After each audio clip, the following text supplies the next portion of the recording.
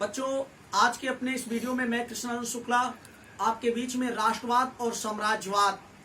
बच्चों, राष्ट्रवाद की परिभाषा मैंने अपने पहले ही वीडियो में आपसे राष्ट्रवाद, यूरोपीय राष्ट्रवाद यानी यूरोप से कैसे राष्ट्रवाद की शुरुआत होती है और राष्ट्रवाद की डेफिनेशन के साथ राष्ट्रवाद की यात्रा को और 1848 तक लेके आया था। तो बच्चों, यहाँ पर हम स्पेशली राष्ट्रवाद और साम्राज्यवाद की बात करेंगे। जिन बच्चों को परिभाषा देखनी है कि राष्ट्रवाद की परिभाषा क्या होती है, मेरा पहला वीडियो देखें।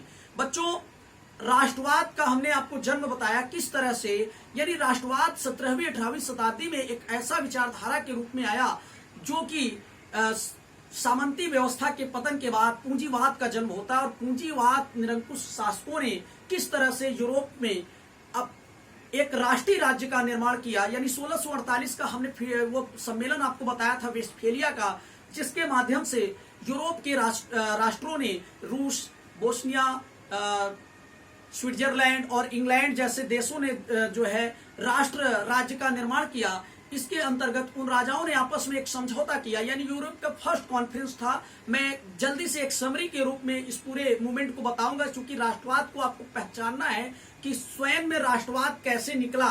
इस पूरी यात्रा को बताते हुए मैं जल्दी में आपको रिपीट करा रहा हूं समरी, जो हमने पिछले वीडियो में सारी चीजें डिटेल में दी हुई है। अगर आपको डिटेल में पढ़ना है तो पिछले वीडियो में जाइए। तो बच्चों, जब वहां पर राष्ट्रीय राज्य का उद्भव हो रहा था सामंतवाद की समाप्ति के बाद, तो यूरोप के जो महत्वाकांक्षी शासक थे, जो कि पहले सामंतवाद के ही अंडर में थे और सामंतवाद के ही रूप में थे, लेकिन जब सामंतवाद का पतन होता है तो इन शासकों ने एक सम्मेलन किया और अपनी अपनी बाउंड्री लाइनें खींची।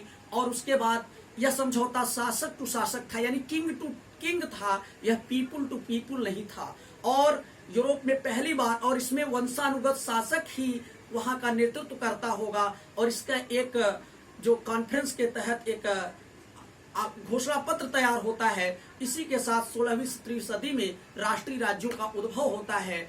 और उसके बाद बच्चों, जब आप देखेंगे कि अमेरिकी क्रांति होती है, अमेरिकी क्रांति जो है वो एक कॉलोनी सिस्टम यानी उपनिवेशवाद के खिलाफ एक आंदोलन था और उसमें मध्यम वर्ग को बड़ा बल मिला। लेकिन उसी दौर में बच्चों, एक हमने विचारक का नाम बताया था, जीन जैक्स रूसो, जिसने राष्ट्र की पूरी परिभाषा को ही बदल दिया। बच्चों, हमने उस वीडियो में बताया था कि लोकप्रिय संप्रभुता का जिसने सिद्धांत दिया, और रूसो ने ये बताया उस दौर में कि जो राष्ट्र का जो निर्माता है वो किंग नहीं बल्कि राजा है। और इस तरह से एक बहुत ही क्रांतिकारी विचारधारा का जो है उसने वहां पर निर्माण किया, जो इसका आगे चलकर फ्रांसीसी क्रांति पे असर पड़ता है। और 1779 की जो फ्रांसीसी क्रांति है उसके द्वारा जनता का राष्ट्रवाद आता है, यानी अब जनता जो है राष्ट्र के निर्माता है, प्रजातंत्र का शुरुआत हो जाता है। उसके बाद एक महत्वपूर्ण घटनाक्रम में जब राजा रानी की हत्या हो जाती है तो राजतंत्र अपनी शक्ति खोने लगता है। ऐसे में यूरोपीय शक्तियां जो है उनके भी कान खड़े हुए, हमने पिछले वीडियो में आपको बताया। फिर नेपोलियन बोनापार्ट जो है वो स्वतंत्रता, समानता और बंधुत्व को लेकर एक मुक्तिदाता के रूप में यूरोप के राष्ट्रों को विजित करने लगता है और एक बड़े भूभाग पर जो है वो विजेता बनता है।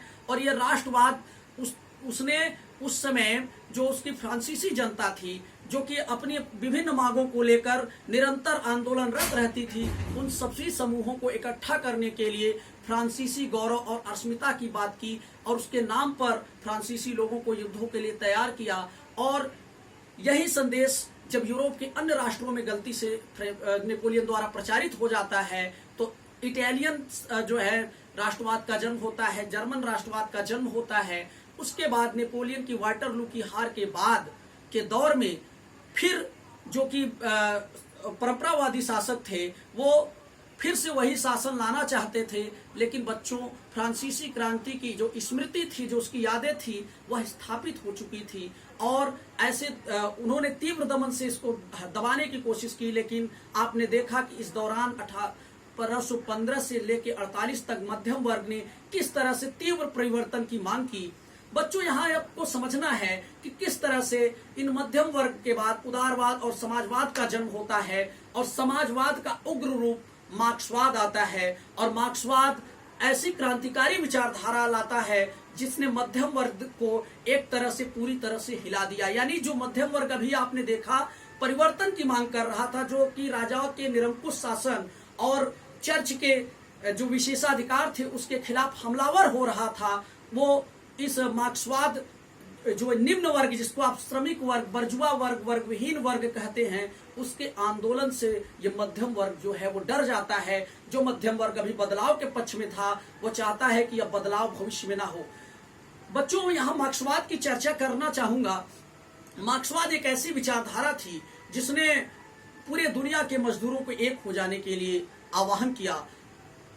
मार्क्स ने नारा दिया था, विश्व के मजदूरों एक हो जाओ, तुम्हारे पास खोने के लिए कुछ नहीं है, तोड़ने के लिए सिर्फ जंजीरें हैं और पाने के लिए तुम्हारे सामने पूरा संसार खड़ा है। और वह राष्ट्र की सीमाओं को तोड़ देता है। उसकी क्रांतिकारी विचारधारा से जो है वो राष्ट्र की सीमाओं को तोड़कर कहता है कि मजदूरों की कोई जात नहीं होती, मजदूरों की कोई सीमा नहीं होती, मजदूरों की सिर्फ एक जात होती है और मजदूर। और मार्क्स की क्रांतिकारी विचारधारा जब यूरोप में आती है तो निम्न वर्ग बड़ी तेजी से जो है वो जागृत हो जाता है और शक्ति और जो है समानता की बात करने लगता है। ऐसे में मध्यम वर्ग, हमने फ्रैंकफर्ट संसद में आपसे जिक्र किया है इसके पहले के टॉपिक में कि किस तरह से कारीगरी और मजदूरों की मांगों को फ्रैंकफर्ट संसद में निर्वाचित प्रतिनिधियों ने मांग को ठुकरा दिया था, जिससे कि उस आंदोलन से उस संसद के सदस्यों को निम्न वर्ग समर्थन नहीं करता, जिस कारण से उनकी जो आंदोलन थे मध्यम वर्ग की वो दब जाते हैं। तो बच्चों याद रखिएगा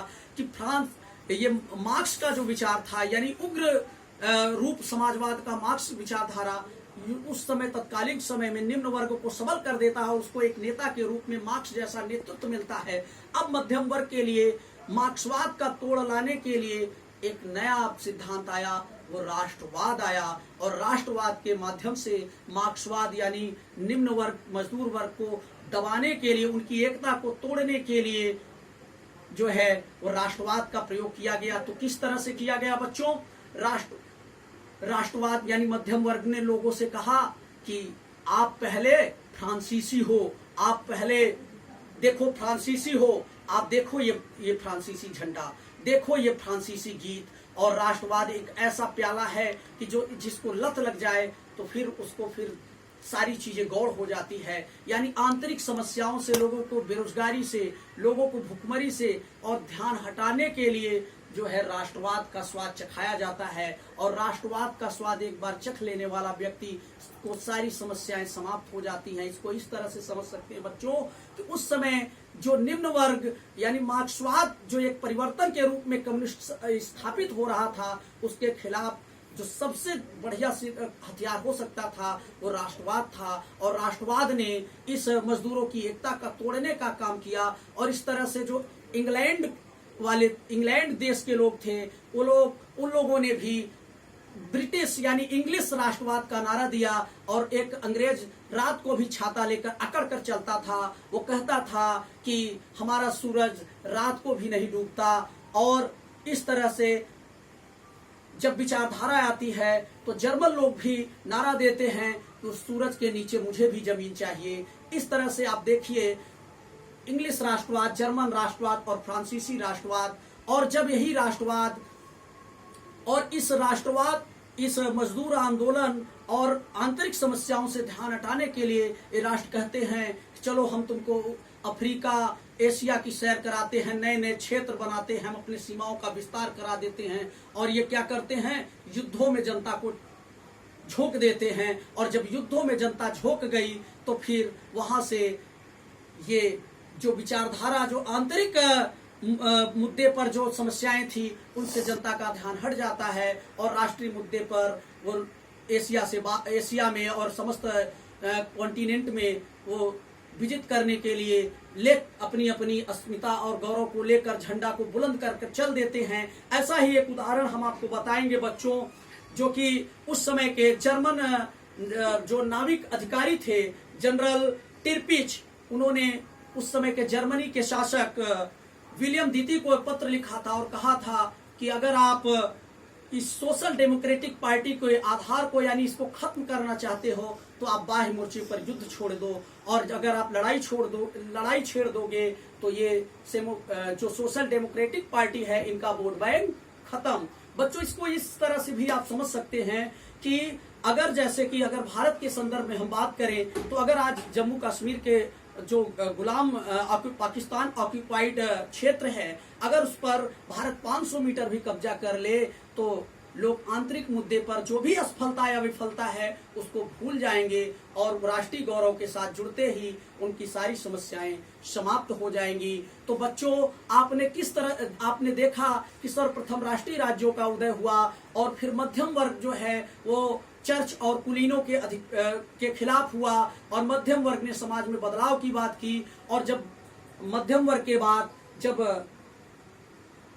जब जो है मार्क्स का सिद्धांत मिला और निम्न वर्ग का उत्थान होता है, तो निम्न वर्ग में विश्व के मजदूरों एक हो जाओ जैसे क्रांतिकारी नारे निकले, तो वहां पर राष्ट्रवाद को एक हथियार के रूप में उसके इस्तेमाल किया गया। और जब राष्ट्रवाद इन विचारों को कम करने के लिए राष्ट्रवाद से उग्र राष्ट्रवाद, बच्चों ध्यान देना कि राष्ट्रवाद एक अच्छी चीज है। राष्ट्रवाद की परिभाषा हमने दिया है कि राष्ट्र के प्रेम संबंधी यानी एक सामान्य साझी विरासत के अंतर्गत एक साझा इतिहास, साझा भौगोलिक परिवेश के अंतर्गत सामूहिक एकता की भावना से रहने वाले लोग एक राष्ट्रीय यानी एक राष्ट्र के लोग होते हैं। और राष्ट्रवाद एक अच्छी विचारधारा है, लेकिन अति राष्ट्रवाद होना वो साम्राज्यवाद को जन्म देता है। ऐसा ही एक उदाहरण आपकी कक्षा 10 की किताब में बच्चों बाल्कन समस्या है, जिसमें 1871 में बाल्कन क्षेत्र के तनाव ने एक गंभीर समस्या को जन्म दिया।